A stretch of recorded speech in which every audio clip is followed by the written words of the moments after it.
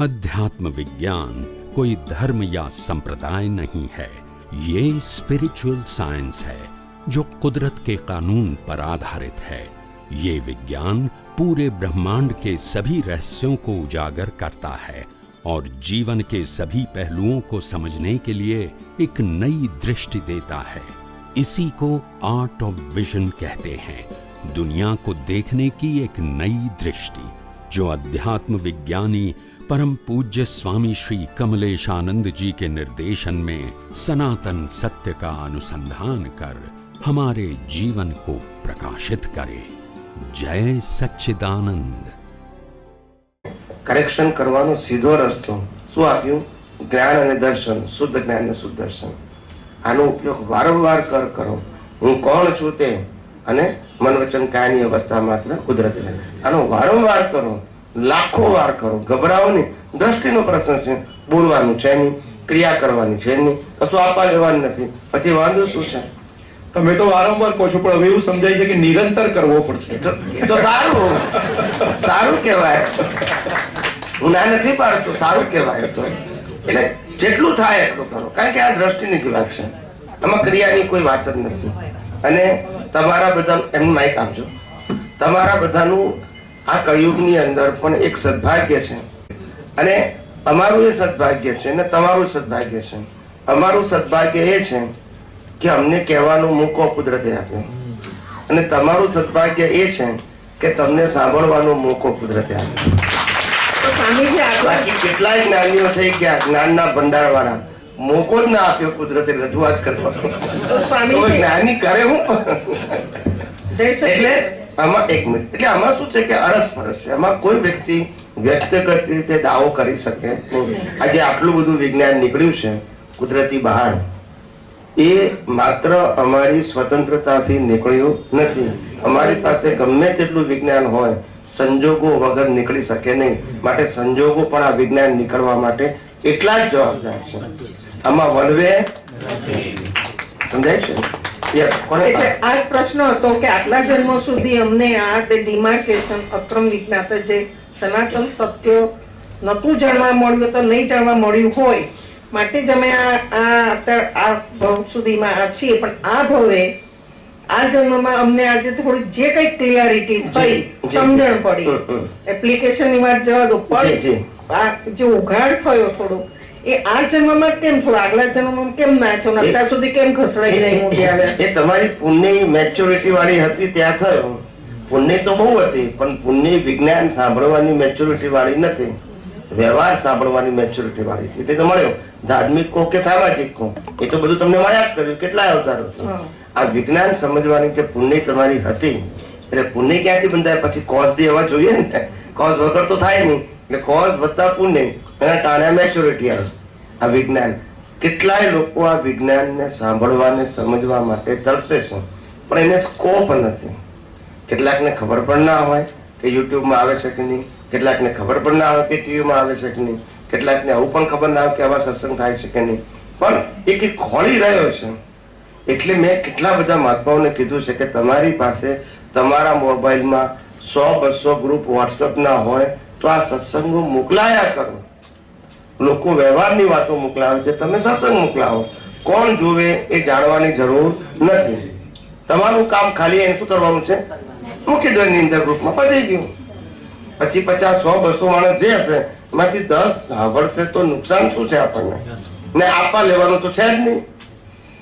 લોકો તરસી રહ્યા છે, પણ એનો સંજોગ નથી પાડતો. શું છે? તો તમે ખાલી નિમિત્ત બનો. શું કહું છું? નિમિત્ત. અને એમાંથી કમ્પલસરી છે નહીં, કઈ ફોર્સ છે નહીં, ના ગમતું તો ડિલીટ કરી નાખે. એમાં આપણને વાંધો શું છે? એટલે આને તક પૂરી પાડો. તમે તમારા એફર્ટ થી એક તક પૂરી પાડો કે ભાઈ 100 માંથી 10 વ્યક્તિનો તક મળી તો આપણે એમાં નિમિત્ત બન્યા. સચ્ચિદાનંદ સ્વામીજી. જય સચ્ચિદાનંદ સર. જય સચ્ચિદાનંદ. બોલો. જગત કલ્યાણમાં જગત કલ્યાણમાં નિમિત્ત બને શક્તિ પ્રાપ્ત હો આપણે વાત કરીએ છીએ, તો જગત કલ્યાણ માટેની થોડી ભૂમિકા આપો કે જેથી ખબર પડે કે આપણે ભાવ તો કરીએ છીએ, પણ ભાવની સાથે જો એની શરૂઆત થોડી નથી થતી તો એની શું સમજીએ, એની સમજ બાકી થાય એવી જરા દ્રષ્ટિ આપજો. અત્યારે તો ખાલી ભાવ કરવાનો, એનાથી તમારી ક્રેડિટ બંધાશે. જગત કલ્યાણની ભાવના એનાથી તમારી ક્રેડિટ બંધાશે. એ ક્રેડિટ મોક્ષ માર્ગ માટે લાયક અને સહાયક સંજોગો આપશે. કરી શકું કે ના કરી શકું એ તો સંજોગાધીન છે, પણ ભાવ તો છે ને તમારા કે લોકો જન્મ મરણના ચક્કરમાંથી છૂટે, અજ્ઞાનના બંધનમાંથી છૂટે અને આ જગતનું સનાતન સત્ય જેમ છે તેમ જાણે. જેથી અનેક પ્રકારના પઝલમાં જે ડિઝોલ્વ થઈ ગયા છે એ ડિઝોલ્વમાંથી મુક્તિ મળે ને પઝલને ડિઝોલ્વ કરી શકે એવું એને જ્ઞાન મળે, દર્શન મળે, ચારિત્ર મળે, એવું વિજ્ઞાન મળે. આવો તમારો જે ભાવ છે એ ભાવ એનું કુદરત તમને બેલેન્સ આપશે. તમે કોઈના માટે રાગ કરશો એનું બેલેન્સ આપશે, દ્વેષ કરશો એનું બેલેન્સ આપશે, અને એમ જગત કલ્યાણનો ભાવ કરશો એનું પણ કુદરત બેલેન્સ આપશે. પણ જગત કલ્યાણનો ભાવ છે એની અંદર કોઈ સંસારી ભાવ ન હોવાથી એનું તમને જે ફળ મળશે એ મોક્ષ માર્ગ માટે લાયક અને સહાયક સમજવું. અને વ્યવહારથી કહીએ તો વ્યવહારથી મેં કીધું પ્રમાણે આપણાથી પ્રયત્ન થાય એટલું કરવું. કોઈને કહી છૂટવું, કોઈને મોકલાવી આપવું, વોટ્સઅપ અત્યારે તો મોબાઈલ છે બરાબર છે, ક્યાં તો ફોનથી કહેવું કે ભાઈ આ યુટ્યુબમાં કે ટીવીમાં જોવા જેવું છે એવું કહી છૂટવું. પછી જોવે કે ના જોવે વાહે ના પડવું. આપણે સમજાય છે, આપણે કહી છૂટવું એક ભાગ રૂપે. દાદા કહેતા હતા અને આ ધર્મની દલાલી કહેતા હતા, એમના શબ્દોમાં કહું તો. એટલે આપણે આ વિજ્ઞાનની દલાલી કરવી. સમજાય છે ને? ના ગમે તો કઈ નહીં, આપણે હઠે નહીં ચડવાનું કે ભાઈ આ સાંભળવા જેવું છે તમે સાંભળજો, શાંતિથી ઘેર બેઠા બેઠા. આ ટીવીમાં જોવા જેવું છે જોજો. પછી એ જુએ કે ના જુએ એની આપણે વિચારણા કરવાની નહીં. પછી એ જોશે ને રસ પડશે તો તમને સામેથી ફોન કરશે. જય સચ્ચિદાનંદ સ્વામી.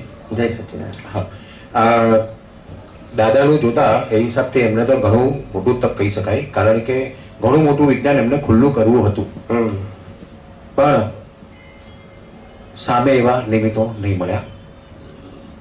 એટલે જ અને પોતાના હૃદયની વાત ખુલ્લી ન કરી શકે, એટલે જ એમને છેલ્લા ટાઈમે એવું કહેવું પડ્યું કે માથાના વાળ જેટલું પણ વિજ્ઞાન ખુલ્લું નથી થયું. વાળની ટોચ જેટલું મને કોઈ સાયન્ટિસ્ટો ભેગા કરો એવું પણ એમને કીધું હતું. અને મેં પાડાને વેદ ભણાવ્યા એવું કીધું હતું. હવે અમારું કેવું લેવલનું જ્ઞાન છે અને તમારું કેવું ખુલ્લું થાય છે, અમારા તરફનો એવો શું પ્રયત્ન થાય કે તમારે પણ આવું છેલ્લા ટાઈમે એવું ના કહેવું પડે જેવું દાદાએ કીધું. એટલે અમે તો બધા પુણ્યશાળી જ કહેવાય અને મેચ્યોર છો ઘણા બધા.